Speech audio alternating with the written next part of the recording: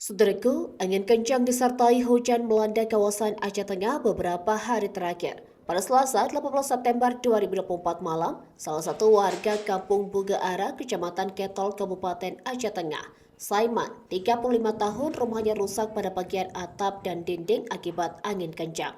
Menurut keterangan warga setempat, Satria, angin kencang datang tiba-tiba sekitar pukul 19 WIB diiringi oleh hujan lebat. Saiman dan keluarganya saat itu tidak berada di rumah hingga paginya Rabu 18 September 2024 ia menangis melihat kondisi rumahnya tak dapat lagi ditinggali.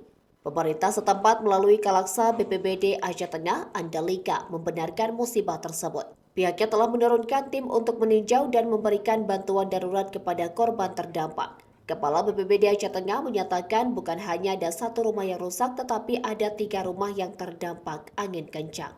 Dari Aceh Tengah, Romadadi, Tribun Gayo.